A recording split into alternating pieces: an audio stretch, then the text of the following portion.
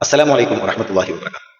നാം തറാവീഹ് നിസ്കാരങ്ങളിൽ ശ്രദ്ധിക്കാതെ പോകുന്ന ഒരു പ്രധാനപ്പെട്ട ഒരു സുന്നത്താണ് നമ്മൾ ഓരോ ഈ രണ്ട് റക്അത്തുകളിലും അത്തഹിയാത്തിന് വേണ്ടി ഇരിക്കുന്ന സമയത്ത് നാം ഇഫ്തിറാഷിന്റെ ഇരുത്തമാണ് പലരും ഇരിക്കാറുള്ളത്. എന്നാൽ ഇഫ്തിറാഷിന്റെ ഇരുത്തമല്ല വേണ്ടത്, തവറുക്കിന്റെ ഇരുത്തമാണ് വേണ്ടത്. എന്താണ് ഇഫ്തിറാഷിന്റെ ഇരുത്തം? ഇഫ്തിറാഷിന്റെ ഇരുത്തം എന്ന് പറഞ്ഞാൽ വലതുകാൽ നാട്ടിവെച്ച് ഇടതുകാൽ പരത്തി വെച്ച് കാലിന്മേൽ ഇരിക്കുക, ആ പരത്തി വെച്ച കാലിൽ കയറി ഇരിക്കുക. നമ്മൾ എളുപ്പം മനസ്സിലാകാൻ പറയുമ്പോൾ ഒന്നാമത്തെ തഹിയാത്തിനുള്ള ഇരുത്തം അതുപോലെ ഇരിക്കലാണ് ഇഫ്തിറാഷിന്റെ ഇരുത്തം എന്ന് പറയുന്നത്. എന്നാൽ തവറുക്കിന്റെ ഇരുത്തം എന്ന് പറഞ്ഞാൽ വലതുകാൽ നാട്ടിവെച്ച് അതിന്റെ കീഴിൽ കൂടി ഇടതുകാൽ പുറപ്പെടുവിച്ച് ചന്തി നിലത്ത് വെച്ചിരിക്കുക. ഇതാണ് തവറുക്കിന്റെ ഇരുത്തം.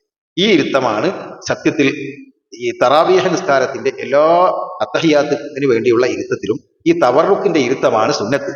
പലപ്പോഴും മടിയന്മാരായിട്ടോ അറിഞ്ഞുകൊണ്ടോ അല്ലെങ്കിൽ അറിയാതെയോ പല ആളുകളും നമ്മൾ ഈ ഒന്നാമത്തെ അത്തഹിയാത്ത് പോലെയുള്ള ഇഫ്തിറാഷിന്റെ ഇരുത്തം പോലെയാണ് തറാവീഹ് നിസ്കാരത്തിന്റെ എല്ലാ അത്തഹിയാത്തുള്ള ഇരുത്തങ്ങളിലും ചെയ്യാറുള്ളത്. സലാം വീട്ടൽ വരുന്ന ഏത് ഇരുത്തത്തിലും ഈ തവറുക്കിന്റെ ഇരുത്തമാണ് ഇരിക്കേണ്ടത് എന്നുള്ള ഫിഖ്ഹിന്റെ ഒരു അടിസ്ഥാന മസാല നാം മനസ്സിലാക്കുക.